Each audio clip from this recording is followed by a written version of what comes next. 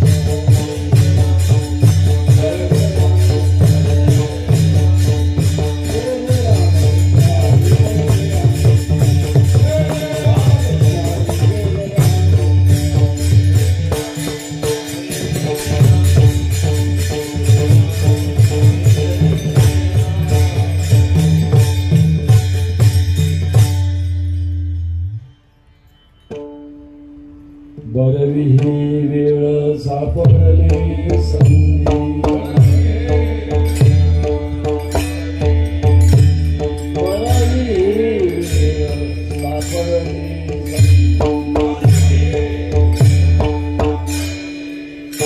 काय झाले बुद्धी संचिता,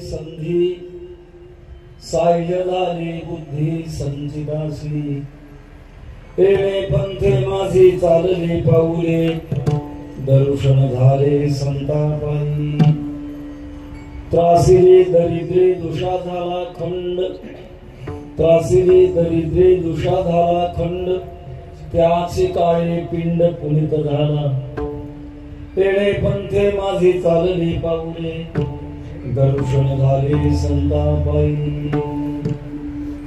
तुका म्हणे झाला अवघा व्यापार तुका म्हणे झाला अवघा व्यापार आली येर झार फळासी येणे पंथे माझी चालली पाऊले दर्शन झाले संतापाई पांडुरंगा करो प्रथम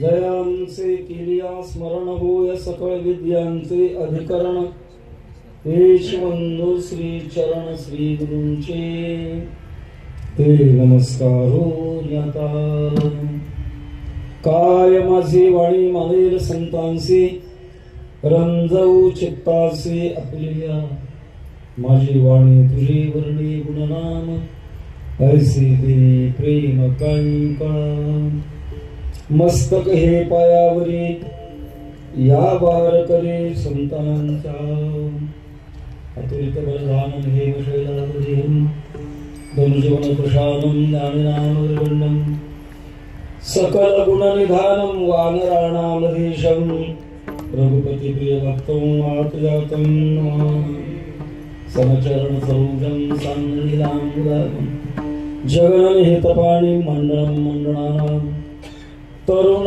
तुलसी माला कंधरम कंजनेत्रम सदय धवलहासम विठ्ठलं चिंतयामि विठ्ठल विठ्ठल विठ्ठल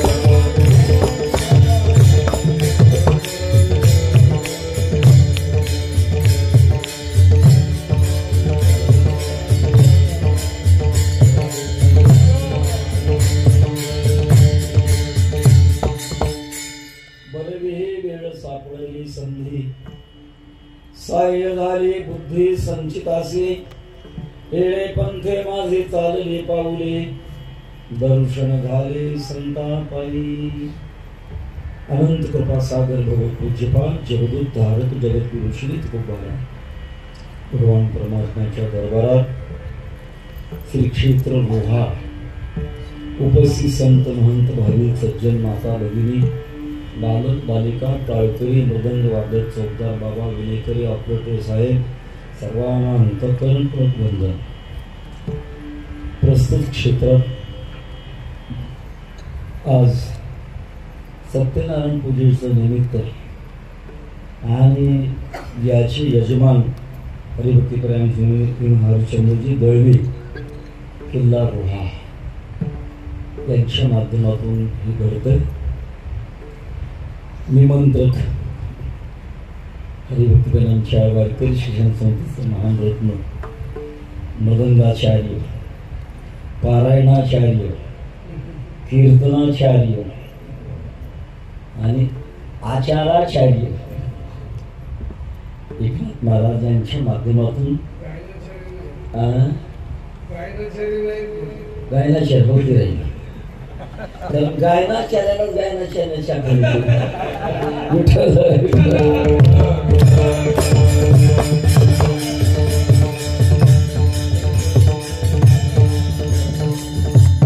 आजच्या या आनंदामध्ये एक दिवसीय हा उत्सव आपल्यामध्ये अधिक शब्द वापरला जातो. कशा म्हणतात उत्सव? उत अधिक सव, दोन शब्द एकत्र झाले म्हणजे उत्सव हा शब्द होतो. उत म्हणजे प्रगट होणे, सव म्हणजे आनंद. ज्याच्यातून आनंद प्रगट होतो त्याचं नाव आहे उत्सव. एक दिवशी उत्सव आहे. येत असताना माझ्या डोक्यात थोडासा वेगळा अनुभव होता.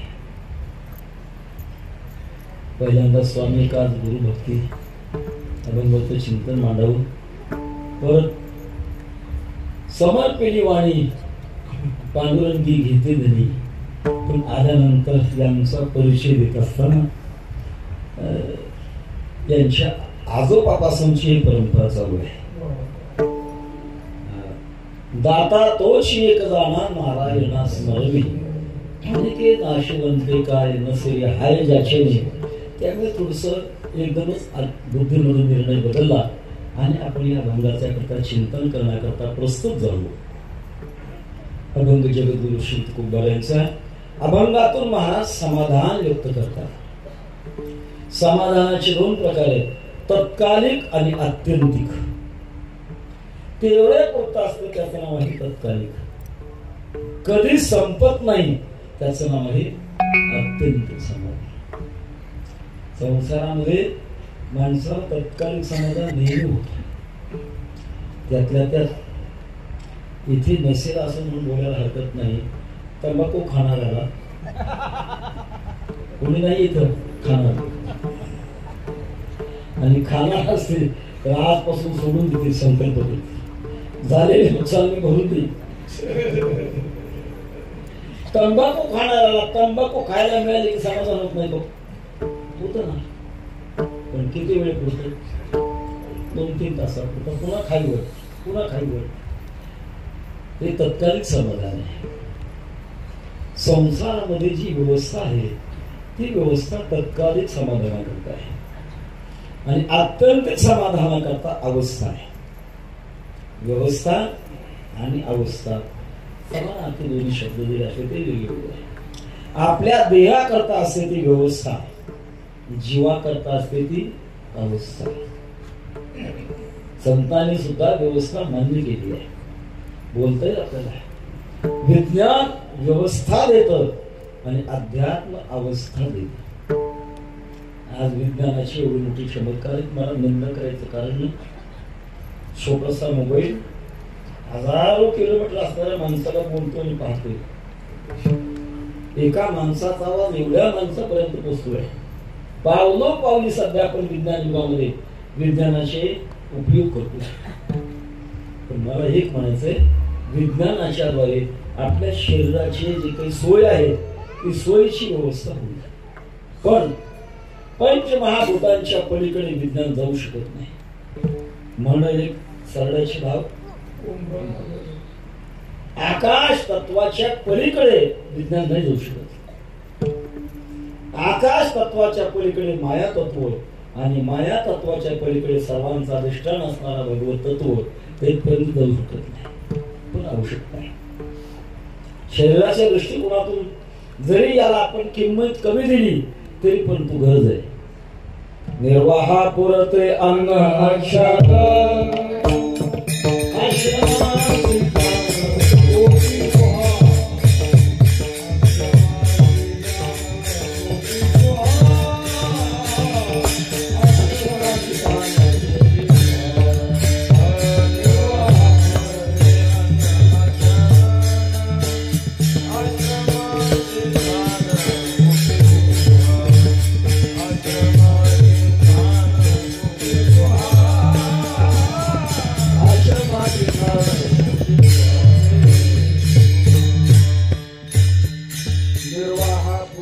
अन्न आच्छादन आश्रमासी स्थान कोपी गुहा.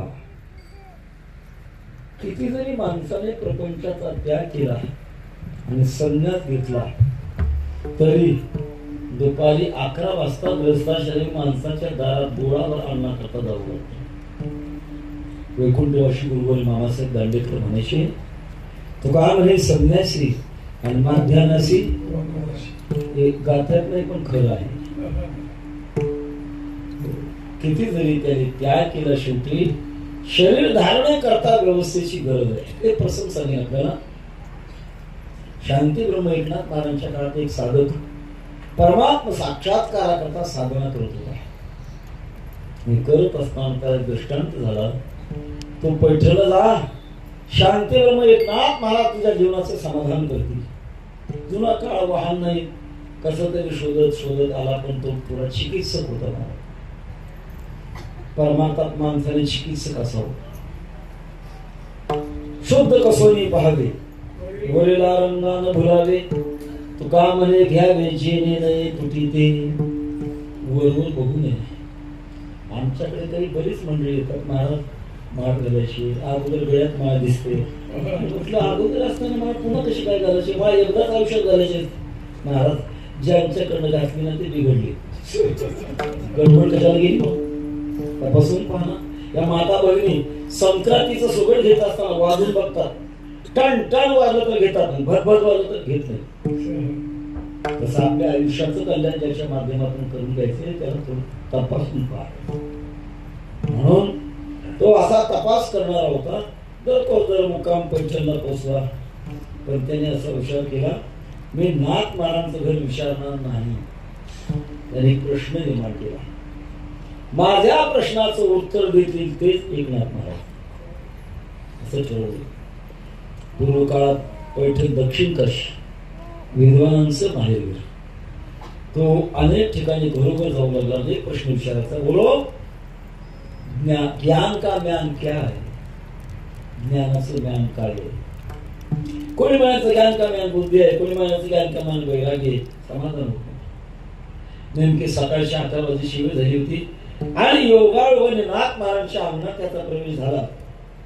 त्याने तिथं तीच पुकार केली, ज्ञान का ज्ञान क्या है बताओ. सेवकाने आज जाऊन नाथ महाराजांना सांगितलं, महाराज आजचा याचक वेगळाच आहे, तो काही मागत नाही, पण त्याचा प्रश्न आहे ज्ञान का ज्ञान क्या है. नाथ महाराजांनी एक काम करा, स्वयंपाक घरात जा, 4 पोळ्या त्याच्यावर भाजी घाला आणि त्याला द्या, त्याला म्हणून ज्ञान का ज्ञान ये. भर गया दरा तो खोदने लगा बिचारा, गेलो अपनी कंठी माला, भूखे भजन न होय गोपाला. व्यवस्था आहे, व्यवस्था आपल्याला शरीराची अनुकूलता देते आणि अवस्था ही आपल्या जीवाचं कल्याण करत असते. व्यवस्था करत परमार्थिक साधना करता करता एक अवस्था आपला टप्पा प्राप्त झाला पाहिजे की ज्याला आत्यंतिक समाधान ज्याला म्हणतात, ते आत्यंतिक समाधान आपल्या जीवनात प्राप्त झालं पाहिजे. हाच मनुष्य जन्माचा पुरुषार्थ आहे. याच्या पलीकडे आतापर्यंत कोणी गेला नाही, जात नाही, जाणारही नाही. जे समाधान कशानंही बिघडत नाही अशा प्रकारचं समाधान झालं पाहिजे. संसारात कशानंही समाधान होतं आणि कशानंही बिघडतं. व्हायला वेळ नाही, नष्ट व्हायला वेळ नाही, पण परमार्थाच्या क्षेत्रामध्ये जे समाधान आहे ते कायमचे नाही.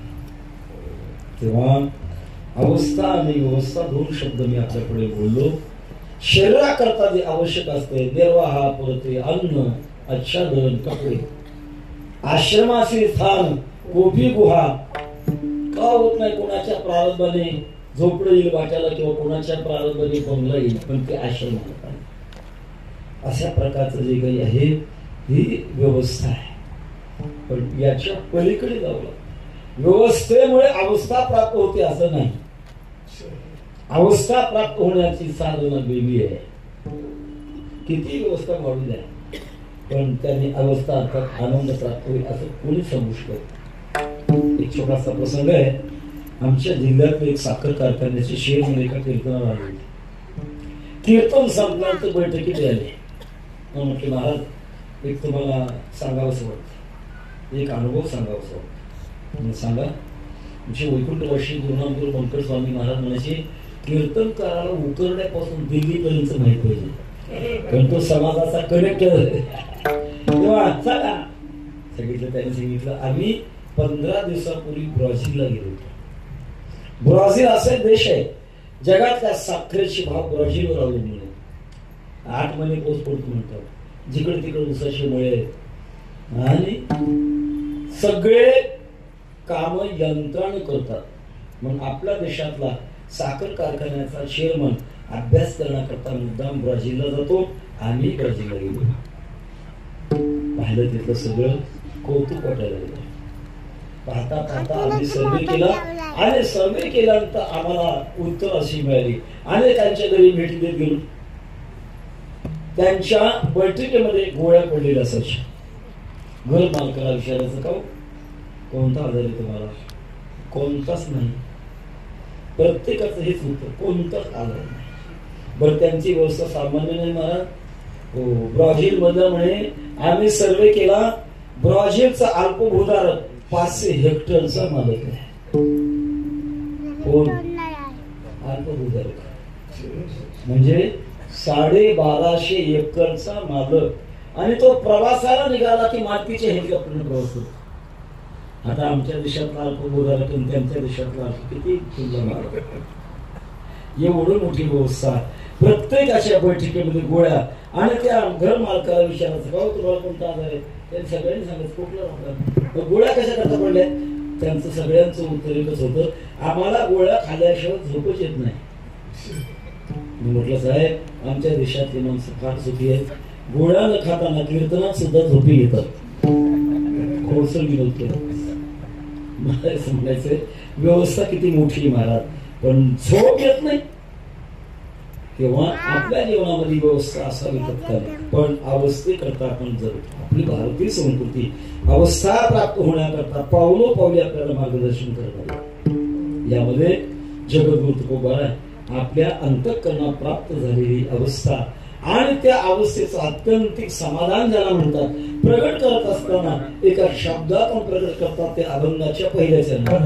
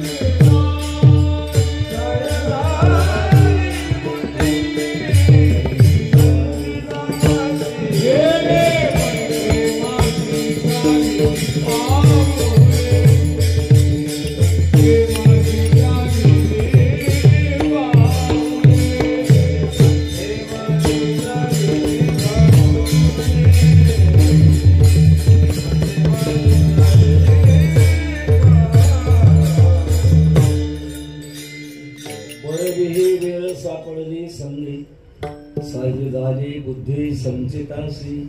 आपल्या मनासारखं कोणी भेटलं की बरं वाटतं. आपण त्याला बरा शब्द वापरतो. इथं आल्यानंतर हे श्रोते सगळे एका विषयात पांढऱ्या रंगाचे टाळकरी एवढे मोठे आपल्या वारकरी विषयातच हे पाहिल्यानंतर मला सुद्धा बरं वाटलं. मला खरा आदर्श आहे. कारण आपली संस्कृती टिकवायची असेल तर 4 गोष्टी बदलू नयेत. देश, भाषा, वेशभूषा, खानपान आणि देह संबंध बदलू नये तर संस्कृती बदलू. तेव्हा मुद्दाचा बरा शब्द करता आपण बोलतोय. काय बरा आहे? संसारामध्ये आपण बरा शब्द वापरतो म्हणून सापेक्ष बरा, परमार्थात निरपेक्ष बरा. सापेक्ष बरा म्हणजे याच्यापेक्षाही बरा. आता मृदंगवादकात यांची तुलना करत नाही, पण दुसरे असते तर मी तुलना केली असते की यांच्यापेक्षा हा बरा, त्यांच्यापेक्षा हा बरा. पेक्षा बरा म्हटलं की पहिल्यांदा वाईट वाटू शकतं. सापेक्ष बरा. पण परमार्थात बरा शब्द सापेक्ष नाही, निरपेक्ष बरा. ज्याच्या पलीकडे बरं काहीच नाही. आपल्या संत वाङ्मयामध्ये बरा शब्द नेहमी येतो. ते ज्ञानपैगा बरवे जरी मनी आती अनावे बरवाओ हरी बरवाओ तो हा विठ्ठल बरवा तो हा माधव बरवा शब्द किती वेळ हा निरपेक्ष बरवा सापेक्ष बरवा एकापेक्षा एक पण तो सापेक्ष बरवा पूर्ण बरवा नसतो. गंमत सांगत असतो मी वार्षिक परीक्षा झाली होती आणि एक मुलगा पेढे वाटत सुटला. वाटता वाटता आपल्या बापाकडे आला. बाबा घ्या पेढे. कसे रे बाबा 5 जोड. बापाला आश्चर्य वाटायला लागले कारण बापाला माहित होतं आपला मुलगा किती सहज बुद्धी आहे. तू 5 झाला कसं काय 5 झाला बाबा नुसता 5 नाही फर्स्ट क्लास 5 झालो. एक विचार घ्या शहाणी माणसं गुणवत्तेला किंमत देतात, अज्ञानी माणसं सर्टिफिकेटला किंमत देतात. गुणवत्तेला किंमत देणार चल तुझ्या गुरुजीकडे खरं तर कुठं काय खाऊ दे गुरुजी हे पेढे वाटू लागले 5 झालं म्हणतं खरं काय गुरुजीने मानावे हो खरं काय येतं याला म्हणतो मी याला पास केले. गुरुजीने सांगितलं त्याच्या वर्गामध्ये प्रश्न विचारला गणितातला प्रश्न होता. प्रश्न होता 9 किती. एकाने सांगितलं 30 दुसऱ्याने 32 34 36 38 40 शेवटी यानं सांगितलं 42. हा बऱ्यातला बरा आहे का वाईटातला बरा आहे म्हणून कधीतरी 45. सापेक्ष बरवीपण पण निरपेक्ष बरवीपण ज्याच्या पलीकडे बरा काहीच नाही म्हणा असा निरपेक्ष बरवीपणा महाराज त्यांचं उत्तर देतात. माझ्या जीवनामध्ये समाधान झालंय. कोणतं समाधान झालंय बरवी ही वेळ सापडली संधी मला वेळ चांगली मिळाली आणि संधी चांगली मिळाली. कोणती वेळ चांगली मिळाली बरवे झाले आलो या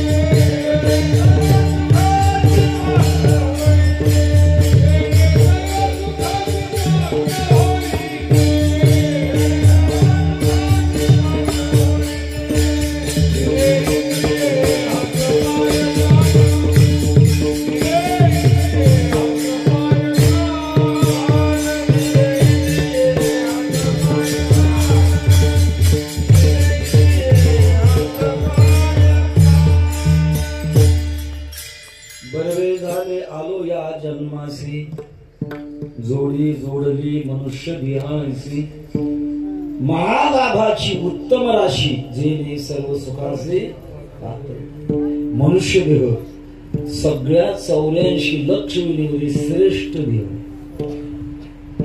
तो पुरुषाचा असू द्या महिलांचा असू द्या किंवा किन्नराचा असू द्या परमात्म्याचं प्राप्तपूर्वक समाधान मिळवण्याचं साधन जगात फक्त एकच आहे तो म्हणजे मनुष्य देह आहे.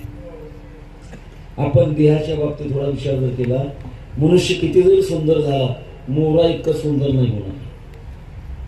किती गुणवान झाला राजहंस इतका गुणवान नाही होणार. राजहंसाच्या पुढे दूध आणि पाणी मिसळून एकत्र ठेवलं तर ते फक्त दूध पितं, पाणी शिल्लक ठेवतं. जी चोरी माणसाला सापडत नाही ती चोरी कुत्र्याला सापडत नाही.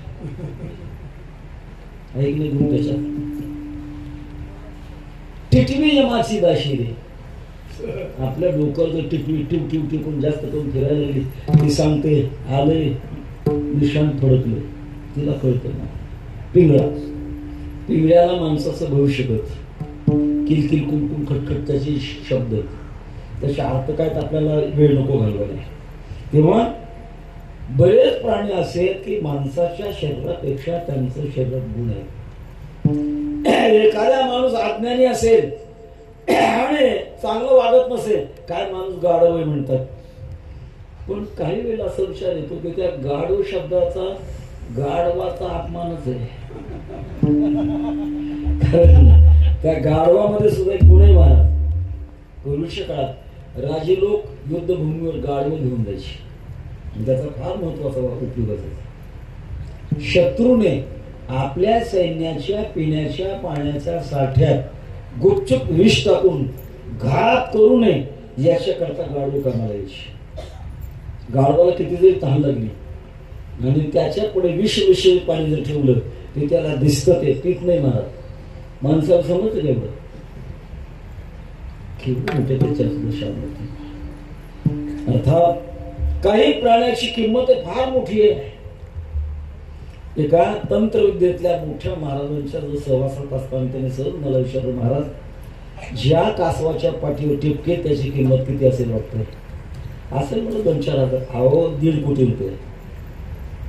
एक साप असा आहे त्याला एकाच बाजूने 2 तोंड आणि त्याचा उपयोग आपल्या पूर्वजांनी आपल्या घरात धन जर पुरलं असलं तर रात्रीच्या वेळेला त्याचे दोन्ही तोंड दाबायचे, त्याच्या अंगातून प्रकाश निघतो आणि खाली पुरलेलं धन दिसतं. त्याची किंमत 1.5 कोटी. एकदा पेपरमध्ये वाचलं एक विशिष्ट प्रकारची पाल आहे, तिची किंमत 1 कोटी आहे. एडस कॅन्सर सारख्या रोगाकरता तिच्या शरीरातून द्रव्य काढतात आणि त्याचा वापर करतात. माणसाच्या शरीराची एवढी किंमत होईल का? नाही. पण माणसाच्या शरीराची एक वेगळी किंमत आहे. उपयोगाच्या दृष्टिकोनातून मनुष्या बाकीच्या सगळ्या प्राण्यांपेक्षा श्रेष्ठ. लहान आहेत म्हणून यांना विचारतो, उपयोगाच्या दृष्टिकोनातून सोनं मोठं का लोखंड मोठं? बोला, हात बांधलेले लहान. उपयोगाच्या दृष्टिकोनातून सोनं मोठं का लोखंड मोठं? उपयोगाच्या नजरेतून हा कोण? सोनं किमतीने मोठं असेल, उपयोगाने मोठं आहे का? यंत्र होतं ते काय सोन्याचं होतं का? गाडी काय सोन्याची होती? उपयोगाच्या दृष्टिकोनातून किंमत बाजूला सोडा, पण लोखंडाला उपयोगाच्या दृष्टिकोनातून महत्व द्यावं लागतं. तसं किमतीच्या दृष्टिकोनातून बाजूला ठेवा, पण उपयोगाच्या दृष्टिकोनातून माणसाच्या जीवनात जर पाहिलं, आयुष्याच्या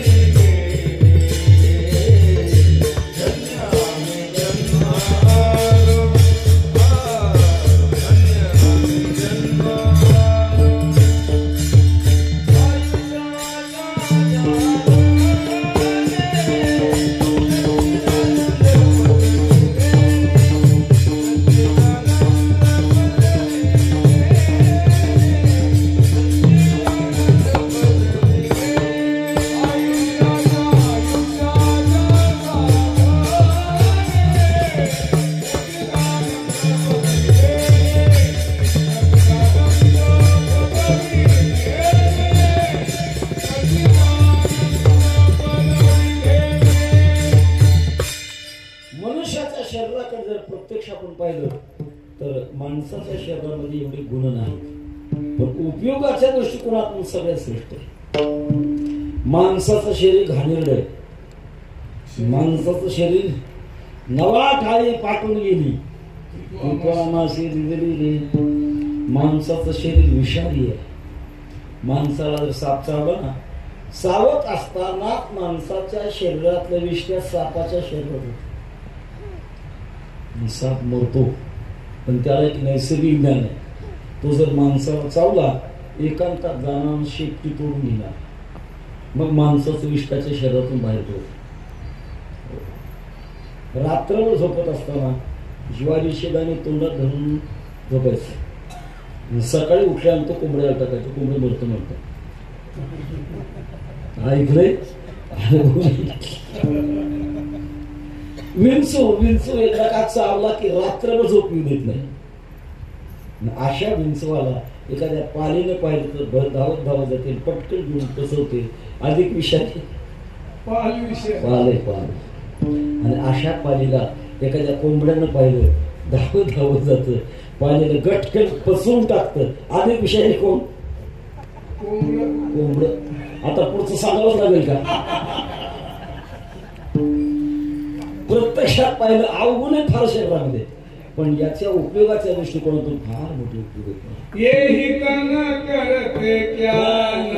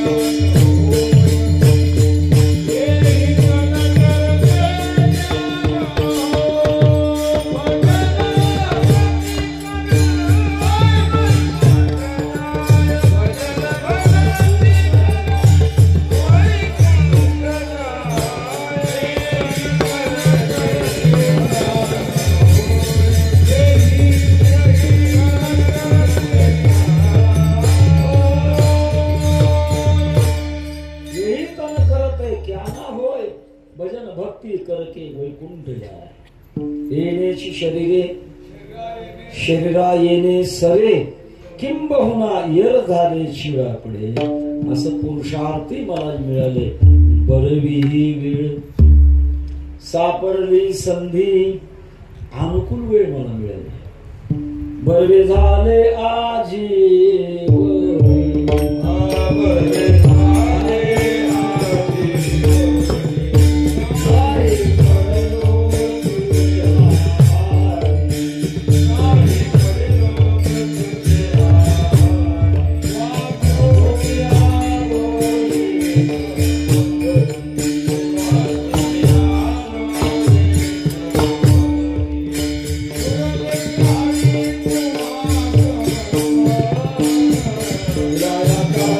Yeah.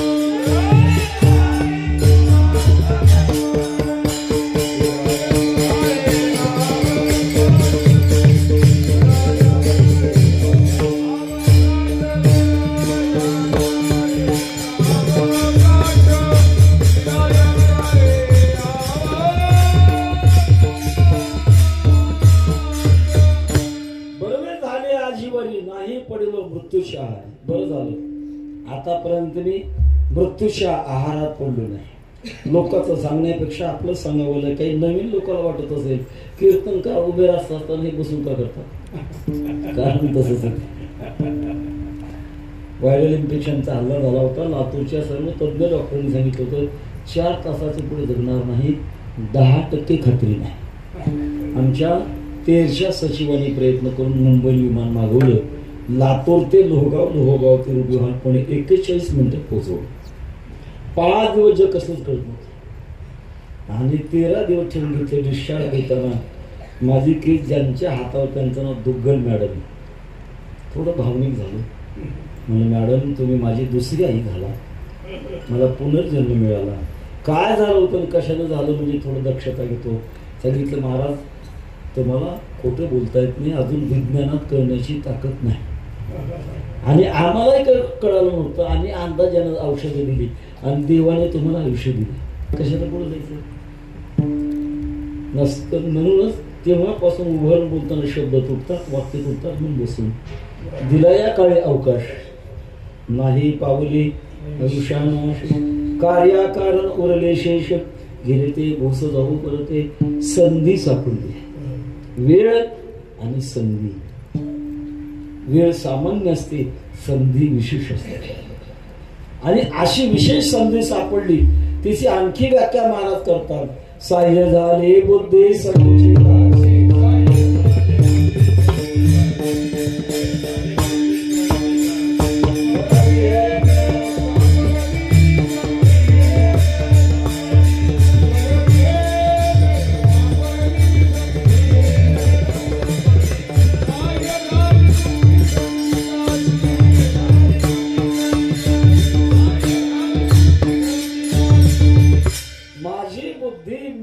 संचित जे आहे त्याला साह्य झाले. संचित आपण जे काही चांगलं करतोय त्याचा जो परिणाम आहे तो परिणाम सांभाळून आणि पुढची वाटचाल चालवली.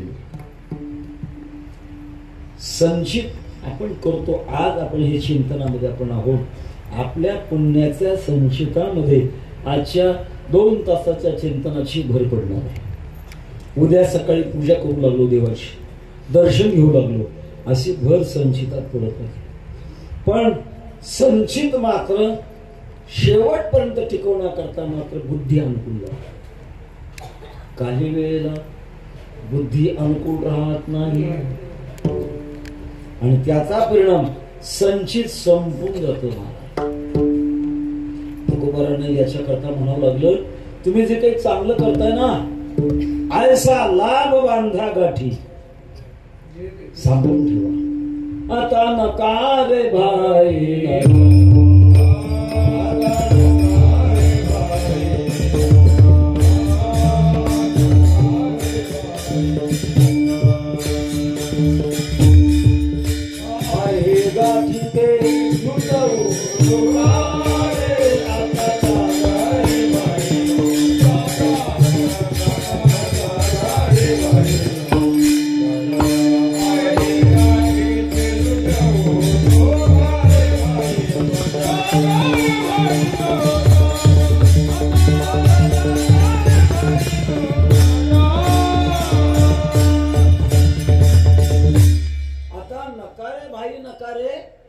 आहे गाठी ते लुटवू लोकारे.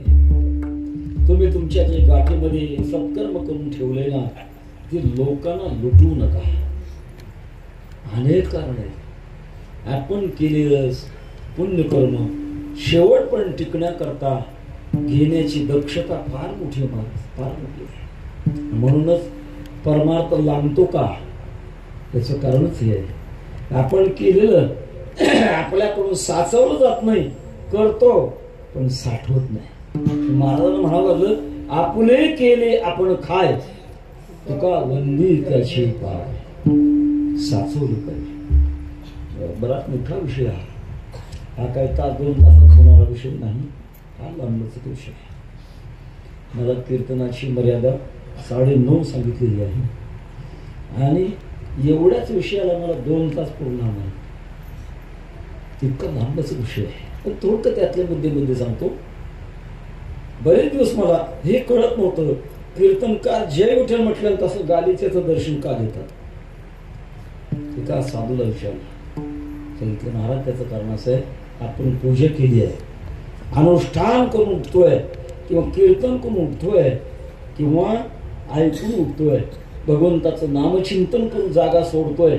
अशा वेळेला जागा सोडत असताना खाली पृथ्वी मातेचा हात चिपकून कपाळाला लावावा, तर आपलं पुण्य आपल्याला जवळ राहतं. नसता काही देवता सूक्ष्म रूपात आपल्या भोवती असतात आणि ते पुण्य घेऊन घेतात. याच्याकरता कोणतंही कर्म करा, पूजा करा, अनुष्ठान करा, भजन करा, जागा सोडत असताना उठत असताना मात्र पृथ्वी मातेचं दर्शन घ्या, तर ते पुण्य आपल्याला राहील. दुसरा प्रकार आहे, आपण केलेलं पुण्य लोकांना सांगू नये. सांगितलं मग मात्र ते पुण्य राहू शकत नाही. मला दृष्टांत देतात, नाना कृषीला फुले पांघरवी पेरिले, तसे झाके निपजले दान पुण्य. शेतकरी पेरतो पण झाकतो, किंवा कुलीन स्त्री आपले अवयव झाकते, त्याप्रमाणे साधकाने एकांतात लपून साधना करावी, प्रगट करू नये. न सांगावे वर्म जनी असो गावा, उगीच लागतील पाठी रीती होतील हे कुठे. प्रगट करू नये. माणसाला दम निघत नाही, महाराज सवय माणसाला आपण केलेलं कर्म लोकात प्रगट करण्याचे फार उतावळेपणा असतो. आता यावर्षी कुंभमेळा झाला प्रयागराजचा. एखादा मनुष्य कुंभमेळ्याला जातो, गेल्यानंतर मग जवळ क्षेत्र आहेत, पुन्हा एरवी येता येत नाही. नेहमी काशी आहे, गया आहे, ऋषिकेश आहे, बद्रीनाथ, केदारनाथ सगळी यात्रा करतो. जवळ होण्याकरता 1 महिन्याचा आसपास वेळ लागते. आणि गावी येतो, आल्यानंतर सकाळ सकाळ मित्राची भेट होते. राम राम गोविंदराव, तोही राम राम म्हणतो, त्याच्या ध्यानात नाही, मनात नाही. याला दम निघत नाही. अहो 1 महिना झाला आपला राम राम झाला नाही, तरी तो विषारित नाही, पण याला दम कुठे निघतो. अहो यात्रेला गेलो होतो, अरे जा, पण सांगतो कशा करतात, झाकून करणे. 1971 साल असेल, पंढरपूरला रामसुखदाजींचा सत्संग झाला होता. बहुजन लोकांकरता सत्संग वेगळा आहे, आणि साधना करणारा साधकाकरता सत्संग पहाटे 4 वाजता त्यांच्या निवासस्थानावर. त्या पहाटेच्या सत्संगाकरता आम्ही जायची. एके दिवशी त्या बंगल्याच्या समोर आम्ही जायला, आणि त्या काळात ज्या गाडीची किंमत 50 लाख रुपये असेल अशा मालकीच्या गाडीत बसून एक साधक आला. आता धोतर नेसलेला, साधा शर्ट, डोकर मोठी शेंडी. आमचं बोलणं झाल्यानंतर त्यांनी प्रश्न विचारला, स्वामीजी माझी एक अडचण आहे. काय अडचण आहे? भगवान कृष्ण परमात्मा माझ्या घरी एकदा येऊन जेवून गेले, पुन्हा पुन्हा विनंती करतो, येत नाहीत, काय चुकलं मग? आम्ही तर तोंडातून पोट घातलं, अरे बापरे एवढ्यापर्यंत माणसं गेली. स्वामींनी सांगितलं, तू तुझा अनुभव लोकांना सांगितला, त्याचा हा दुष्परिणाम, सांगू नये कोणाला. कोणपर्यंत सांगू नये? सिद्ध अवस्था प्राप्त होईपर्यंत सांगू नये.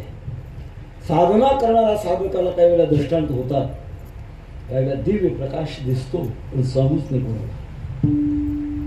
सांगितलं तर ती शक्ती संपून जाते. म्हणून बुद्धी सहाय्य होण्याकरता आपलं लपून ठेवू. तिसरी गोष्ट, संसारातला आशीर्वाद कोणाला देऊ नये.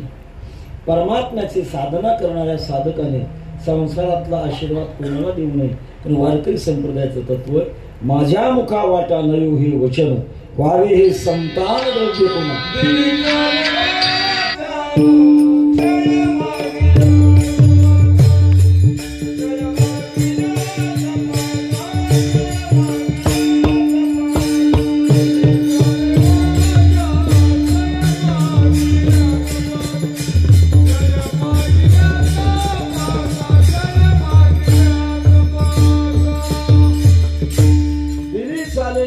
क्षय मागिल्या तपाचा. मोठा प्रसंग आहे. शांती ब्रह्म एकनाथ महाराजांचे पूर्वी भांडस महाराज पैठण ते पंढरपूर वारी करायची. पावसाळ्याचे दिवस, सूर्यास्त, गावात प्रवेश आणि थेंब तुटायला. मंदिर शोधेपर्यंत आपण भिजून जाऊ, एक दार उघड होत. जवळ पुढे तर मला दिसला, नमस्कार केला, बाबा तुमच्या घरात रात्रभर मला जागा मिळेल काय? तो एक धार्मिक होता. कारण आपल्या संस्कृतीमध्ये 4 ठिकाणी पहिल्यांदा देव म्हणालो. मातृदेवो भव, पितृदेवो भव, आचार्य देवो भव आणि अतिथी देवो भव. सध्या हॉटेलच्या युगामध्ये अतिथी देवो भव संपलंय. पूर्वी स्वयंपाक झाल्यानंतर घर मालकाने घराच्या बाहेरच्या दाराजवळ उभं राहायचं. गाईची धार काढण्याकरता जेवढा वेळ लागतो तेवढा उभं राहायचं आणि अपरिचित मनुष्य आला नमस्कार करायचा, घरात बोलायचं, त्याला 2 घास खाऊ घालायची. याला म्हणतात अतिथी. घर मालक म्हटला, महाराज तुम्ही माझे अतिथी आहात, तुम्हाला जागा देतो, जेवण देतो, काय माझ्याकडनं शक्य ते देतो. भानदास महाराजांनी इथे मला तुमचं काहीच नको, फक्त जागा दाखवा. स्वतःची कपडे टाकले. भानदास महाराज निवांत चिंतन करत बसले. रात्रीशी 8-9 वाजले होते. घर मालक आणि मालकिनीचं जेवण झालं. अहो साधूजवळ बसावं म्हणून आले नमस्कार करून आणि बोलत असताना सहज बोलून गेले, महाराज आम्ही भाग्यवान आहोत, उच्च कुळात जन्मलो, खूप श्रीमंती आहे, नोकर चाकर दास असे सगळं काही अनुकूल आहे, पण महाराज काय करावं, वंशाला देव लावण्याकरता मूलबळ नाही. अति तळमळीनं बोलत होता. आणि शिष्टाचार, आपण एखाद्या पाहुण्याच्या घरी गेलो कुठेतरी बोलवलं, हा हा हा हा म्हणावं. म्हणता म्हणता भानुदास महाराज सहज म्हणून गेले, होईल की, बस संतोष. महाराज पंढरपूरला गेले. आतापर्यंत जेव्हा भानुदास महाराज पांडुरंगाच्या दर्शनाकरता गाभारात पाय टेकला की भगवंताची मान खाली वाकायची. कारण तुका म्हणे जीवभाव दिवा पडी ठेवून इथे काही न मागत, काही मागत सेवेचं ओझं झालेलं होतं. पण या वारीला मात्र भानुदास महाराज पांडुरंगाची मान ताट. भानुदास महाराजांना आश्चर्य वाटलं, कधीच ताटमान पाहिली नाही, आता यावेळेला ताटमान काय झालंय. दर्शन घेऊन विचारलं, पांडुरंगा आतापर्यंत तुमची ताटमान कधी पाहिले नाही, यावेळेला ताटमान कशी काय. भगवान म्हणतात, भानुदास महाराज तुम्ही माझ्यावर दया केली. काय केली दया. ज्या घरी मुक्कामाला थांबलत ना त्यांच्या प्रारब्धात मूलबाळ नव्हतं, तुम्ही होईल की म्हटलं, त्याच्यामुळे पुण्याची वजाबाकी झाली, त्यांना मूल झालं आणि माझ्या डोक्यावरची तुमची सेवा खाली झाली. म्हणून परमार्थाच्या क्षेत्रामध्ये संसारातला आशीर्वाद कधी देऊ नये. माझ्या मुखा वाटा नयो हे वचन व्हावे हे संतान द्रव्य कोणा, भोकाचा विभाग पतन दुःखाचे दुहे मुळे त्याचे त्याची. जगद्गुरु तुकोबांना वाटा लावण्याकरता भाविक आले होते. त्यांनी विनंती केली, महाराज आम्हाला आशीर्वाद द्या की. कर्म धर्म तुम्हाला सावे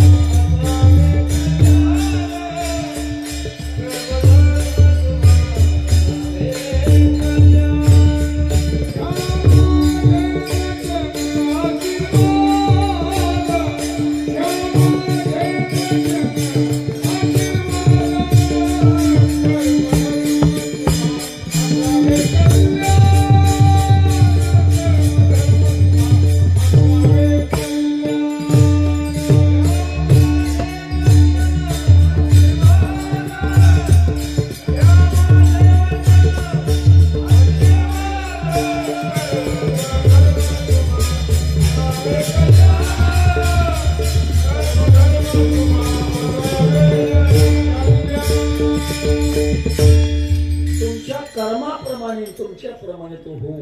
आता आशीर्वाद झाला तो दिलाच नाही. कर्मधर्म तुम्हा असावे कल्याण. म्हणून परमार्थ करणाऱ्या साधकाने प्रापंचिक आशीर्वाद कोणाला देऊ नये. त्यातल्या त्यात काही वेळेला इलेक्शन काळात महाराज लोकांकडे उमेदवाराची रांग लागते. महाराज त्यांना आशीर्वाद देवा का. कारण ज्यांना आपण आशीर्वाद दिला ते निवडून आले, ते मांसाहारी असतील, दारू पिणारे असतील, व्यभिचारी असतील आणि भ्रष्टाचारी असतील, त्यांच्याकडनं जे पाप होईल ते आशीर्वाद देण्याला अर्ध लागतं. केले पाप जेने दिले अनुमोदन दोघांचे पतन सारखीच. मग सुटकेचा मार्ग फार आग्रह करू लागले, काळजी करू नका पडा असं देऊन आशीर्वाद करू. आपल्या संप्रदायातले वारकरी महामंडळाचे संस्थापक वैकुंठवाचार्य रामदास बाबा मनसुख म्हणायची, मी माझ्या आयुष्यात कोणाला मतदान केलं नाही. सगळे अनुमोदन याला म्हणतात. केले पाप देणे दिले अनुमोदन, दोघांशी पतन साधिकेची. आपल्या मनाला आवरावलं. परद्रव्य पर नारीचा अभिलाष, येतो न्यारास सर्व भाग्य. परद्रव्य आणि परस्त्रीचा जर अभिलाष धारण केला, संपूर्ण होत महाराज, पुण्य नष्ट होत. देवाचे निर्माल्य कोण शिवयाती, संकल्पाशी होती या विकल्प. आपण देवाच्या दर्शनाला गेलो, कोणीतरी एखाद्याने सुगंधी फुल देवाच्या पायावर ठेवले आणि मागून आपण गेलो, आपल्याला लोभ झाला, ते फुल घेतलं आणि वाज घेऊ लागले, संपलं पुण्य. अंतःकरणात किती विरोधी गोष्ट होऊ द्या, पण राग येऊ नये. तुका म्हणे कोपे घडे पुण्यक्षय, होणार ते होईल. आपलं पुण्य सांभाळण्याकरता बराचसा अशा प्रकारचा विचार आहे महाराज. जाता जाता थोडासा आणखी एक विचाराचा संबंध आहे. आपल्या संस्कृतीमध्ये संधी काळाला पर्व काळ म्हणतो, 2 पंधरवाडा त्याला पौर्णिमा म्हणतो, आणि 2 महिने जोडते तिला अमावस्या म्हणतो. अमावस्या फक्त संतती उत्पत्ती करता वाईट आहे, बाकी कामा करता चांगली. आणि शास्त्र असं सांगतंय, पौर्णिमेला एखाद्याचं अन्न जर खाल्लं तर 14 दिवसाचं पुण्य ज्याचं अन्न खाल्लं त्याला जातं. आणि अमावस्येला एखाद्याचं अन्न खाल्लं तर 29 दिवसाचं पुण्य ज्याचं अन्न खाल्लं त्याला जातं. किती अवघड आहे महाराज. हे काय माझ्या पदरचं सांगत नाही आहे, ते सांगतो. ते मला कोणती बंदच व्हायचं काम आहे. ते काय असेल काय असेल, सांभाळणं फार महत्वाची गोष्ट आहे. मग त्यात गोष्टी महाराज, आम्ही भटके विमुक्त जातीतले होतो. 5-5, 6-6 दिवस परगावी घरचं अन्न खावं कधी. मग त्याच्याकरता एक सुटका आहे. राम म्हणे ग्रासोग्रासी, तो नर जीविला पवित्र ते अन्न.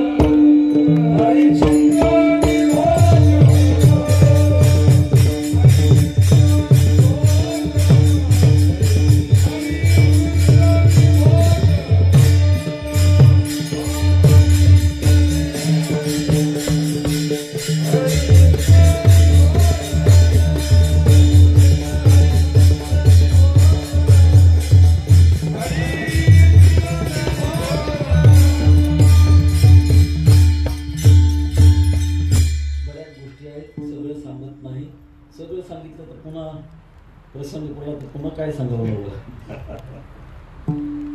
भगवान परमात्म्याच्या प्राप्तीवर आपली साधना लपवून ठेवलं, सांभाळलं पाहिजे. ते सांभाळलं पाहिजे, कारण सांभाळण्याकरता बुद्धी सहाय्य झाली पाहिजे. जर बुद्धी सहाय्य नाही झाली तर साचवलेलं नष्ट होतं. महाराज वैकुंठवासी खंदारकर महाराज एक गंमत सांगायची. आपल्या देशामध्ये एकत्र कुटुंब पद्धती पूर्वी होती, अजूनही कुठे कुठे आहे. जालना जिल्ह्यामध्ये एका गावामध्ये आम्ही पाहिलं, 68 माणसं एकाच कुटुंबात आहेत. गुण्या गोविंदानं नामतात. कोणाचं कोणाला तक्रार नाही, भांडण नाही.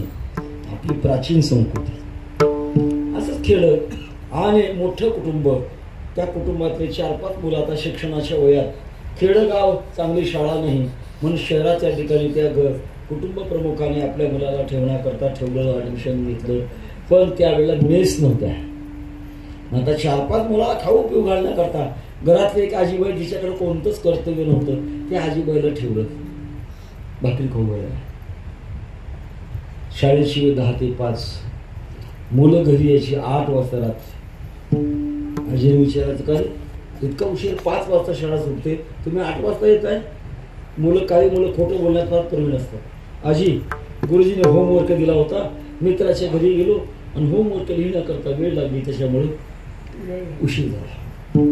असं आहे, खोटं फार दिवस लपत नसतं, कधीतरी बाहेर पडतो. त्या आजीबाईला कळालं, हे होमवर्क का करता मित्राच्या घरी जात नाही, ते सिनेमा पाहण्याकरता जातात. आजीबाई रागवली, का रे, तुमच्या बापाने तिथं काय शाळा शिकायला ठेवलंय का सिनेमा पाहायला ठेवलंय? तुमच्या बापाला बोलून घेईल आणि पुन्हा खेड्यामध्ये घेऊन जायला लागली.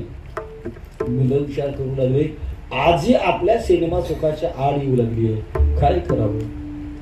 त्याने विचार केला, आजीला सिनेमा पाहायची शतक लावू. मग काय अडचण आहे?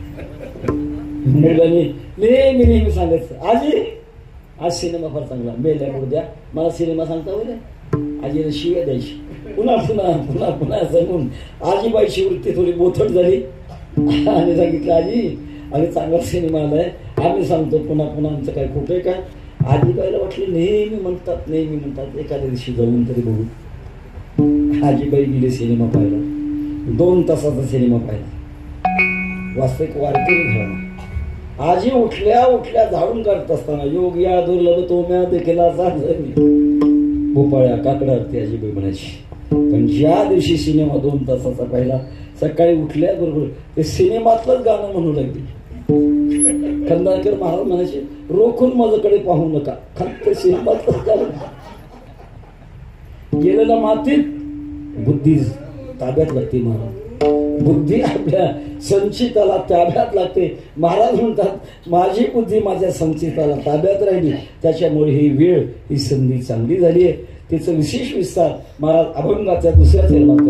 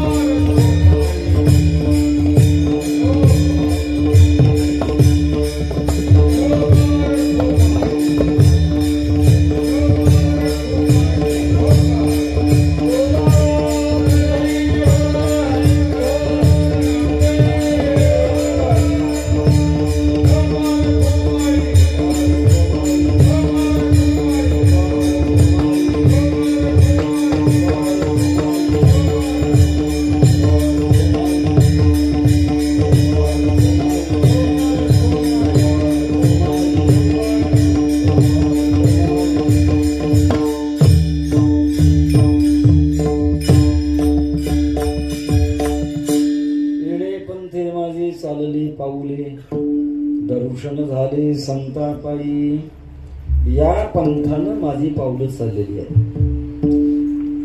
फक्त सामान्य नाम या या कोणता, ही वाट गोमटी वैकुंठासी जाता, रामकृष्ण कथा दिंडी ध्वजा. भगवान परमात्म्याची भक्ती ही जी वाट आहे, ती वाट सोपी वाट आहे. तुका म्हणे सोपे आहे सर्व म्हणून, शहाणा तो धनी घेतो येते. आपल्या महाराष्ट्रामध्ये सद्गुरु जोग महाराजांच्या समकालामध्ये एक विभूती जन्माला आली होती. अमरावती जिल्हा माधान नावाचे गाव, पाटलाच्या वंशातला जन्म. अति बाल असताना आई स्वर्गवासी झाली. वयाच्या दुसऱ्या वर्षी देवी निघाल्या, दोन्ही डोळे गेले. सावत्राई होती, मारण्याकरता विष घातलं पण अजिबात परिणाम झाला नाही. त्यांचं नाव प्रज्ञाचक्षु समन्वय महर्षी गुलाबराव महाराज. गुलाबराव महाराजांचे 32 वर्षात 130 ग्रंथाची रचना आहे. कल्पना करा, वयाच्या दुसऱ्या वर्षी ज्यांचे डोळे गेले, कुठे शिक्षण घेतलं असेल? भगवंताच्या प्रसादातली ती वाणी आहे. मी ज्ञानोबांची मुलगी आहे, कृष्ण परमात्म्याची पत्नी या भावत्राची, त्यांची भविष्यवाणी आहे. ते असं म्हणतात, मी वारकरी संप्रदायाचा नाही, कारण ते मधुराद्वैत संप्रदायाची. ज्ञानोबांची मुलगी आणि कृष्ण परमात्म्याची पत्नी हा मधुर भाव, त्या मधुर भावात. पण मला जगात वारकरी संप्रदायासारखा शहाणा संप्रदाय पाहायला मिळाला नाही. आणि अशी एक वेळ येणार आहे की त्यावेळी वारकरी संप्रदाय विश्वधर्म बनणार आहे. गुलाबराव महाराजांची भविष्यवाणी. असो संसारी जीवी होते. या मार्गाने चालता चालता चालता चालता रस्ता आपला चुकला नाही याच्या काही पाऊल खूण आहेत. जसं रोहा या गावाला येत असताना मध्यंतरी कुठेतरी बोललं, कुठेतरी दगड दिसतात. किती किलोमीटर आहे, किती किलोमीटर आहे. मग लक्षात घ्यायचं की आपला रस्ता चुकला नाही, आपण बरोबर चाललो. तसं परमार्थात प्रपंचावरचं प्रेम करून भगवंताची साधना करणारे भगवत भक्ताच्या अंतःकरणामध्ये असे काही खुणा येतात. गुरुदेव रानडे होऊन गेले, परमार्थातले फार मोठे अधिकारी. त्यांचं असं एका ठिकाणी विधान आहे, परमार्थाच्या मार्गाने योग्य रस्त्याने चाललेल्या साधकाला उन्हाळ्यात भर दिवसा दुपारी आकाशात ढग नसताना आकाशात चांदण्या दिसतात. दुपारी सामान्य माणसाला शक्य नाही. समजायचं आपण कुठेतरी पुढे आलो, कोणी जवळ नाही, पण पैंजनाचा आवाज आपोआप कानावर येतो. शंखनाद, घंटानाद, मेघगर्जना, समुद्र गर्जना, वैराग्य अग्रसी काका महाराजांचा अभंग जय झंगट जय झंगट 10 आवाज सांगितले. ते अनाहत नाद आहे. अनाहत, अनाहत म्हणजे आघात न होताना जो नाद आहे त्याचं नाव आहे अनाहत. मृदंगातला आवाज आहत आहे. मी बोलतोय आहत आहे. माझ्या तोंडामध्ये 5 अवयव आहेत, एकमेकावर आदळतात तेव्हा बाहेर शब्द पडतो. कंठ्य, दंत्य, तालव्य, मूर्ध्न्य, ओष्ठ्य असे ठिकाण. आणि एकमेकावर आदळले की मग बाहेर शब्द पडतो. आहत, एक अनाहत. कुठं असतो तो? कोणतंही लेकरू जन्म द्या, त्या लेकराच्या हृदयामध्ये तो आपोआप आहे. तुकोबारांचं प्रमाण आहे, अनाहत ध्वनी वाहे सकळा पिंडी, राम नाही तोंडी कैसा तरी. आमचे वैकुंठवासी गुरुनाम गुरु सद्गुरु जोग महाराज यांना अनाहत ध्वनी ऐकू येत होता. बैठकीत बसल्यानंतर काही बोलायला लागल्यानंतर त्यांचं शरीर स्थिर राहायचं, पण बोलणं बंद झालं की डोलायचे. लोक विचारायचे, महाराज डोलता का? जोग महाराज म्हणायचे, माझ्या हृदयातला अनाहत ध्वनी मला ऐकू येतो आणि आनंद होतो. आनंदाच्या भरात आपोआपच माझे शरीर डोलतो. अनाहत नाद. त्याच्याबरोबर दुसरा एक नाद आपल्या शास्त्राने सांगितलेला आहे, त्याचा फार मोठा उपयोग आहे. कदाचित आपल्या मरणाची शंका जर वाटली तर त्याच्याकरता ज्ञानोबांचे स्वतंत्र अभंग आहे. अनाहत नाद ऐकू येत नाही, पण हा नाद मात्र ऐकू येतो. आणि ऐकू येणं बंद जर झालं तर मोठी सूचना आहे. कानी घालून या बोटे नाद जे पहावे, न ऐकता जाणावे 9 दिवस. आपला मृत्यू तपासण्याकरता ज्ञानोबांनी अभंग खर्च केला आहे. कानात बोटे घातल्यानंतर घर आवाज होतो. घरी गेल्यानंतर आठवलं तर घालून बघा येतो आवाज. तो आवाज येणं बंद झालं की ज्ञानोबा म्हणतात 9 दिवसावर मरण आहे. त्याच्यानंतर असं वर पाहिलं की भोवया दिसतात. पण फॅशनच्या जगामध्ये काढून टाकलेल्या नसाव्यात असाव्यात आणि असं वर पाहिलं की भोवया दिसतात. भोवया दिसायचं बंद झालं की समजा 7 दिवस शिल्लक राहिले. त्याच्या अलीकडचं मरण ज्ञानोबा सांगतात. डोळे झाकायचे डोळ्यात दाबायचा. अलगट जोरात दाबला फुटला मी नाही जबाबदार. काळ निळं पिवळं हिरवं चक्र दिसत आणि ते चक्र दिसायचं बंद झालं की माऊली सांगतात 5 दिवस शिल्लक राहिले.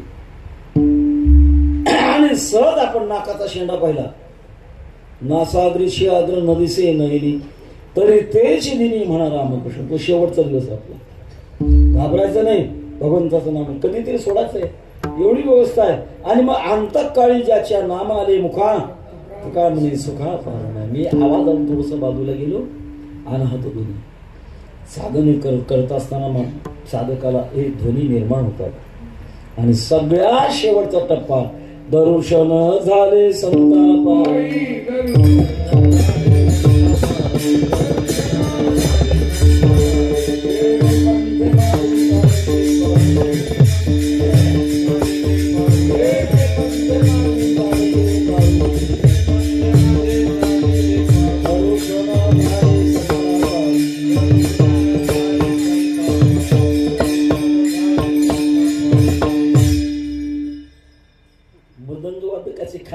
माझ्या लक्षातच नाही. गुरु शिष्य अरुण महाराज अन्यायिक नाही आहे. तुमची खांदे पालक चालू आहे यांची चालू आहे. कीर्तन करायचे का होऊ नये. अजून कोणी पद्धत पाडली नाही तोपर्यंत एकालाच अधिकार दिलाय. तेव्हा संतांचं मला दर्शन झालं. इतकं अवघड आहे का? फार अवघड आहे महाराज. संतांचं दर्शन होणं सोपं नाही. व्याघ्रसिंहाचे दूध जोडे नाथ महाराज सांगितलं. असता जाता रवी धरवी तर या साधूची भेट न होईल. खूप मोठ्या न होणाऱ्या गोष्टी घडतील पण साधूची भेट होणं इतकं सोपं नाही. कोण मिळणं आम्हाला होत नाही का? जनाबाई महाराज वर्णन करतात ना संत भार आणि कीर्तनाचा. मग आम्हाला काही दर्शन होत नाही का? पाहणं वेगळं दर्शन होणं वेगळं. आपण पाहत असो पण त्यांना हे संत आहेत असे ओळखण्याची आपल्याकडे शक्ती नाही. संत ते कवण संत ते कवण हे जाणवी खूण केशव. किंवा पातंजल योगशास्त्रामध्ये असं चिंतन आहे. ज्या संतांची आपल्याला भेट होणार आहे आपल्या मूर्धनी भागामध्ये त्या संतांचं पहिल्यांदा दर्शन होतं. मूर्धनी ज्योतिषी साधू दर्शनम आणि नंतर मग पुन्हा दर्शन होतं. आणि ते दर्शन परिणामकारक दर्शन आहे. धन्य ही आनंदाची सापडाली रे.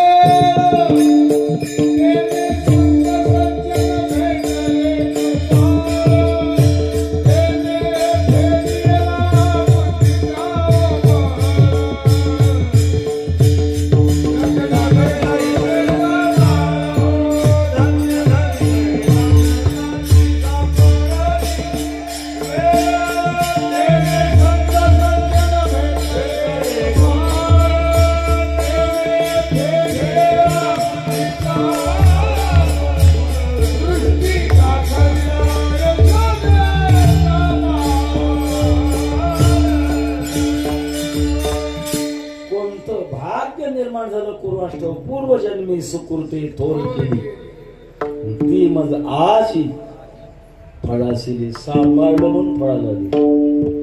सांभाळलं नसतं तर फळाला आली नसते. परमानंद आजी मानसी भेटी झाली या संतांशी. संतांचं दर्शन झाल्यानंतर संत आपल्यावर कृपा करतात. ते 4 पद्धतीची आहे. दर्शन कृपा, शब्द कृपा, स्पर्श कृपा आणि संकल्प कृपा. 4 पद्धतीने कृपा आहे संतांची. दर्शन कृपा ज्या साधकावर कृपा करायची आहे त्याच्या 2 भुवयामध्ये आज्ञाचक्र आहे. वेदक आणि भेदक या दृष्टिकोनातून पाहतात पार हृदयापर्यंत सगळं स्वच्छ होत राहतं आणि प्रत्यक्षात परमात्म्याचा अनुभव येतो. दर्शन कृपा शब्द कृपा अमर आहा खरे की पहा खोटे शब्दामध्ये ती ताकद आहे महाराज. तुम्ही आम्ही देखील म्हणू पण आपल्या म्हणण्याचा परिणाम होत नाही. उदाहरणार्थ एखादा शत्रू किंवा हिंस्र पशु पुढे आणि त्याला मारायचंय आणि मारायचं ते बंदुकीने मारायचं. मला असं म्हणायचंय बंदुकीची गोळी हातात घेऊन फेकली तर मरल का होतो. मग ती गोळी बंदुकीतून जाऊ लागते. तसं ज्यांच्या हृदयामध्ये एवढी विशालता आहे त्यांच्या हृदयातून ते शब्द बाहेर पडले पाहिजे. घरा आले कृपा सांभाळिली अनाथा केला निळा ही शब्द कृपा दर्शन कृपा. हात ठेविला मस्तकी प्रसाद देवने केले स्पर्श कृपा आहे. आणि संकल्प कृपा तुका म्हणे आले समर्थाचे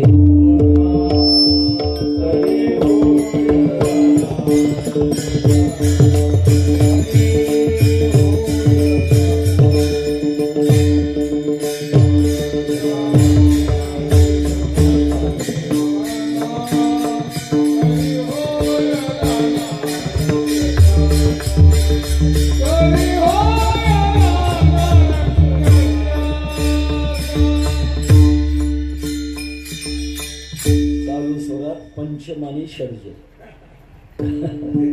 तुका म्हणे आले समर्थाचे मना तरी होय राणा रंक त्यास.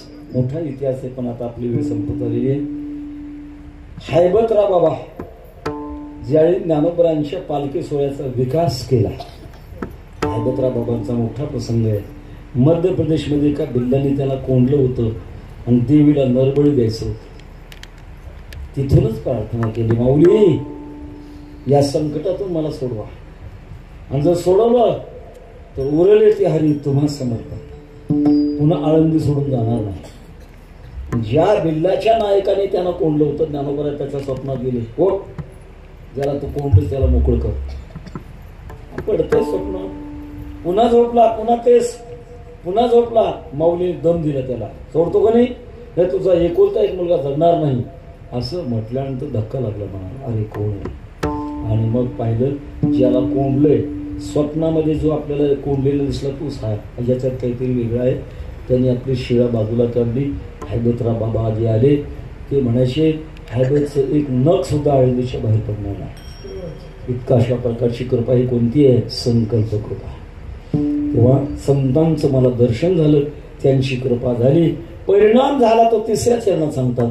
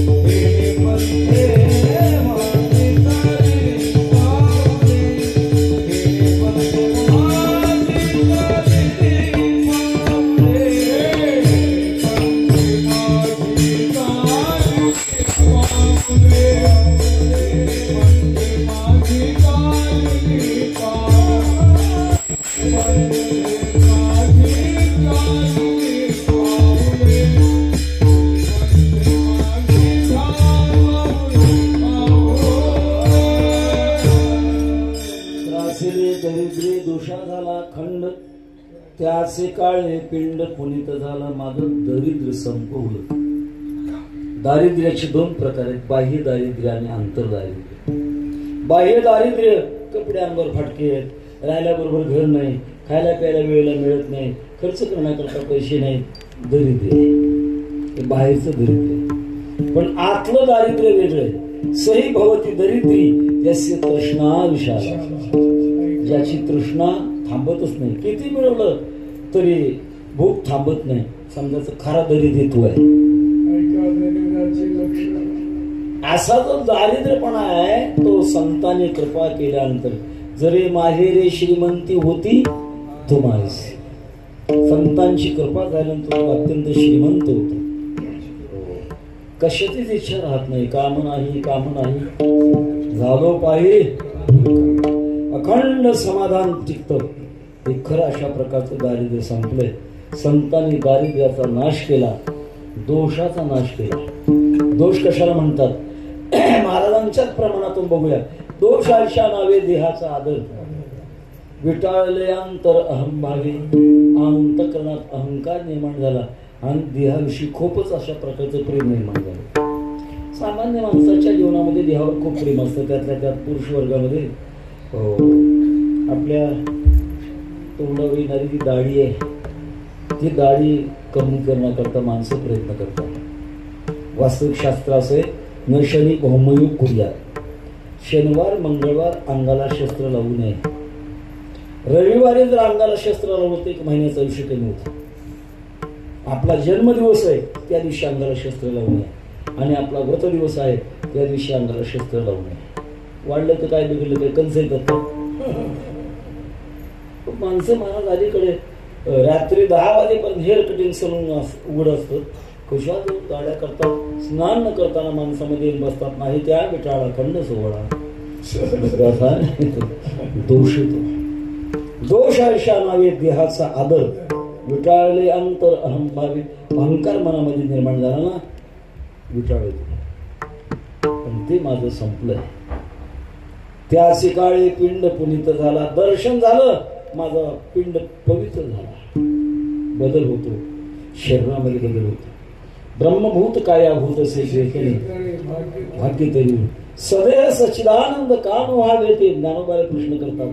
हो, ज्यांचा अशी वृत्ती बनलेली आहे ते देहाचा अशा प्रकारचे पूर्णत्वाला प्राप्त होतात. छोटासा प्रसंग, आपल्या महाराष्ट्रात 700 वर्षापूर्वी 108 संतांचा अवतार, त्यात वृद्ध संत वैराग्यराग्रसित गोरोबा काका महाराज, ज्यांचा समाधी सोहळा काल झाला, आणि कानू पाठक पुणे जिल्ह्यात केंदूरचे कानू पाठक, तत्काळ त्या काळातला एका राजाला कोणीतरी सांगितलं की कानू पाठकांना परीस प्राप्त झाला. लोखंडाला चिटकवला की सोनं होतं. कानू पाठकांना बोलवलं, महाराज तुम्हाला परीस प्राप्त झाल्यानंतर तुम्हाला काय करायचं, सोने आणि माती तुम्हा आम्हा समान चित्ती म्हणणारे तुम्ही, मला राज्य चालवायचंय, मला देऊन टाका. कानू पाटकरांनी सांगितलं, राजा खोटं कळले, मला परीस मिळाला नाही, माझं शरीरच परिसृत झाले. खरं खोटं पाहण्याकरता कमरेची तलवार उपसली. कानू पाटकांच्या शरीराच्या जवळ नेण्याक्षणी लोखंडाची सर्वात सोन्याची बनली. दरदून घाम फुटला. आता काय होते कोणास ठाऊक, एवढी जर ताकद आहे. आपण एक प्रकारचा छळ केला. राजा शरण केला आणि सांगितलं, महाराज तुमचं आडनाव पाठक आहे, पण या प्रसंगामुळे तुमच्या आडनावाच्या पाठीमागे राज हा शब्द जोडला जाईल. ज्ञानोबांनी समाधी घेतल्यानंतर पहिलं कीर्तन कानू पाठकांनी केलं. आज आळंदीला त्यांच्या वंशातला मान आहे, पुण्याला ते घराणं राहते राजे पाठक. त्याचे काळे पिंड पुनीत झाला, सकळ चिंतामणी शरीर, जरी जाय अहंकार देह आशा, निंदा हिंसा नाही देह कपट बुद्धी, निर्मळ स्फटिक जैसा. हे माझ्या जीवनामध्ये आलं. येणे पण ते माझी चालली पावली, दर्शन झाले संतापाई, शिल्लक काहीच राहिलं नाही. माझं येणं सफळ झालं. अभंगाचं शेवट.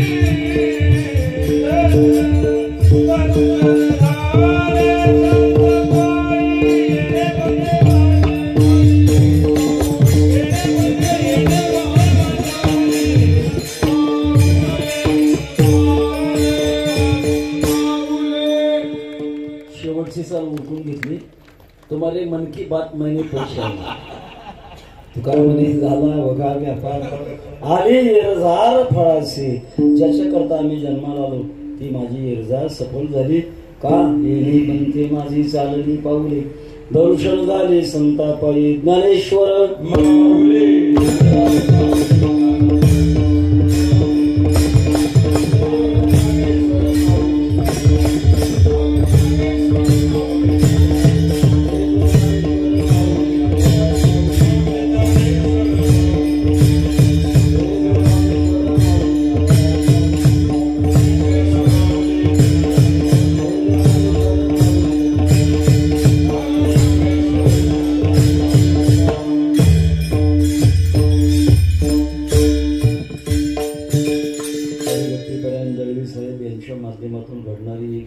चिंतन सेवा आपण या अभंगावर चिंतन करून संपवत असताना थोडा वेळ आपला अजून घेणार आहे थोडा माझ्या अंतःकरणातलं मनोगत संप्रदायाच्या बाबतीमध्ये स्वतंत्र मनोगत प्रगट करतोय मनोगत असं आहे आपण सगळी मंडळी भाग्यवान आहोत भरतखंडी नरदेह प्राप्ती हे तो परम भाग्याची संपत विनाकारण भारत देशात कोणी येत नाही भाग्यवान असेल तर तो येतो कारण एक देश प्रसूत असे सकाशा दगरजन्मना स्वम स्वम चरित्रम शिक्षेन पृथिव्याम सर्व मानवा ऋषी मुनींनी वर्णन केले या देशाचा मोठेपणा जगातल्या माणसाने आपल्या देशामध्ये यावं अध्यात्माची भक्तीची धडे घ्यावे इतकी या देशाची उंची पण मधल्या काळात पाश्चात्य संस्कृतीचं अंधानुकरण खाली आली संस्कृती पेपर वाचा बातम्या ऐका नको नको तो भ्रष्टाचार भयानक अशा प्रकारचा हिंसाचार, स्वैराचार, अत्याचार, अनाचार, बलात्कार, अपहरण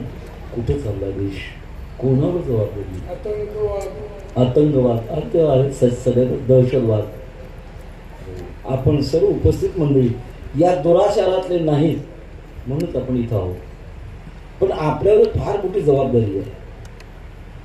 आपल्या पुढच्या पिढीला चांगले संस्कार देण्याची जबाबदारी आपल्यावर अवलंबून आहे. कारण जर आपण चांगले संस्कार दिले नाहीत, माता शत्रू पिता वैरी येन बालू न पाठी. बालपणातले संस्कार हे खऱ्या अर्थानं आयुष्यभर टिकतात. कोवळे झाड वाकवावे तसे वाकते, ते मोठं झाल्यानंतर वाकवण्याचा प्रयत्न केला तर मोडते पण वाकत नाही. मला त्याच्याकरता आईवर वडिलावर, इथं आपण कोणी आजोबा असाल, कोणी वडील असाल, आपल्या घरातलं जे लहान लेकरू आहे याच्यावर चांगले संस्कार घडवण्याची जबाबदारी आपली आहे. जर संस्कार नाही घडवले तर किती हानी होते. महाराज एक आम्ही प्रसंग ऐकलाय. एक लहान मुलगा शाळेत जायचा, शेजारच्या मुलाची पेन्सिल चोरायची ना आपल्या पिशवीत टाकायची, घरी आईला दाखवायची. आईनं काही नाही म्हणायचं. बघता बघता चोरीची सवय लागली. लहानाचा मोठा झाला, चोऱ्याच करत होता. एक फार मोठी चोरी झाली त्याच्याकडनं, आणि चोरीमध्ये त्याच्याकडनं खून पडला गेला. फाशीची शिक्षा झाली. विचार तुला आता फाशी देणार आहोत, पण शेवटी इच्छा काय? काही नाही म्हटलं, माझ्या घरी न्या, आईचं दर्शन घेऊ द्या आणि मग फाशी द्या. केवढा मात्र बघतोय. चांगल्या बेड्या ठोकल्या आणि घरी घेऊन गेल्या. आई उभी होती. दर्शनाकरता खाली जो वाकला, आईच्या पायाचा अंगठा दातात झाला, काडकन फोडला, तुकडा पडला अंगठाचा. आई मोठमोठ्याने रडायला लागली. पोलीस धोपटायला लागले. मूर्खा, अरे फाशीला जायचं आहे आणि आईच्या पायाचा अंगठा तोडा, दर्शन घ्यायचं म्हटलं. केलं ते बरोबर केलं. आज मला फाशीला जाण्याची वेळ आली ती ईशामुळे. हिनं जर लहानपणातच मला चांगलं वळण दिलं असतं तर मी फाशीला गेलो नसतो. हे त्रिवार सत्य महाराज. म्हणून मी माता भगिनींना विनंती करेन, रविवारी आपल्या घरातल्या लहान लेकराकडून एक एक हरिपाठाचा बलिपाठ करून घ्या. आयुष्याची सामुग्री होईल. आपल्या भागामध्ये काही मुलं वारकरी संस्कार शिक्षण शाळा असेल तिकडे पाठवा. आमच्या सद्गुरू जोग महाराज यांची एक उपशाखा असेल क्षेत्र पंढरपूरला 10 वर्षापासून चालू आहे. शिक्षकाला पगार नाही, विद्यार्थ्याला फी नाही, सरकारचं अनुदान नाही, संस्था मागत नाही, भाविकांच्या देणगी संस्था व्यवस्थित चालू आहे. आज पंढरपूरच्या संस्थेमध्ये 150 विद्यार्थी शिक्षण घेत आहेत. शाळा तर शिकायची आणि उरलेल्या वेळामध्ये वारकरी संप्रदायाचे संस्कार घ्यायचे. मी म्हणेन, न होऊ द्या तो कीर्तनकार, न होऊ द्या मृदंगवादक, न होऊ द्या गायक, पण शुद्ध सदाचारी निर्व्यसनी नागरिक बनण्याची आज देशाला गरज आहे. आणि याच्याकरता आपण सावध होण्याची गरज आहे. मी म्हणेन, आज पैशात ही शक्ती नाही, सत्तेमध्ये सुद्धा शक्ती नाही. ही शक्ती फक्त वारकरी संप्रदायामध्ये आहे. म्हणून आपण सावध होण्याची गरज आहे. आम्ही हा प्रचार प्रत्येक कीर्तनाच्या शेवटी करतो. चांगला प्रतिसाद मिळतो. महाराज नागपूरच्या पुढे 50 किलोमीटर रामटेक असाच प्रचार केला. परिसरातल्या लोकांनी ठरवलं की आम्ही आळंदीच्या संस्थेची उपशाखा स्थापन करू. आणि त्याच्याकरता जागा, बांधकाम खर्चाकरता एका भाविकाने 4 एकर जमीन, ज्याची किंमत 5 कोटी आहे, संस्थेला दान देऊन टाकले. 10 जानेवारीला मी मध्य प्रदेशमध्ये होतो. छिंदवाडा जिल्हा, अंबाडी नावाचं गाव, तपपूर्ती महोत्सव असंच मनोगत प्रगट केलं. आणि झाल्यानंतर एक महाराजांनी सांगितलं, तुमचे शब्द आम्ही खाली करू देणार नाही. मध्य प्रदेशमध्ये सद्गुरू जोग महाराज संस्थेची उपशाखा स्थापन करू आणि तिच्याकरता माझ्या वतीने मी 11 कोटी रुपये जाहीर करतो. धुळे जिल्ह्यातला एक माणूस, एक 15 दिवस झालं, संस्थेकरता आम्ही 2 एकर जागा देतो. हे काही संस्थेकरता, आळंदीच्या संस्थेकरता अजिबात नाही. ज्या त्या भागातला मिळालेला पैसा किंवा जमिनी आहे त्या त्या भागातल्या लहान मुलांना सुसंस्कार लावण्याकरताच खर्च केला जाईल. आळंदीच्या संस्थेकरता आम्ही एक नया पैसा सुद्धा वापरणार नाही. त्याकरता संस्काराची फार मोठी किंमत आहे. कौमारयुधाचरे प्राज्ञो धर्मान भागवतानिह. किंवा अशा प्रकारचा माझ्या अंतःकरणातला भाव मी प्रकट केला. आल्यानंतर कार्यक्रमाची पत्रिका मागितली तर म्हणाले पत्रिकाच काढली नाही. आश्चर्य वाटलं मला. विना पत्रिकेचा एवढा समाज जमतोय. केवढी मोठी ही पुण्य आहे. तुम्हा सर्वांचं मी कोटी कोटी अंतःकरणातून स्वागत करतो. झालेली चिंतन सेवा भगवंताच्या चरणामध्ये समर्पण करत असताना तुझे दिले तुझ्या समर्पणी पायी झालो उतराई पांडुरंगा विठ्ठल जय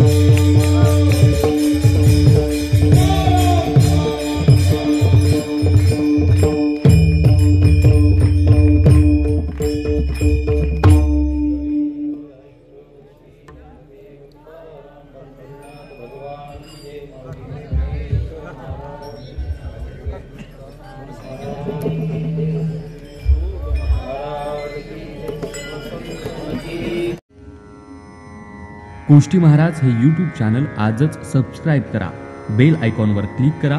शुद्ध सांप्रदायिक चाली, कीर्तनं, प्रवचनं, कथा, पारायणं असे वारकरी संप्रदायाशी संबंधित व्हिडिओ पहा. आपणही पहा आणि इतरांनाही आग्रहपूर्वक सांगा.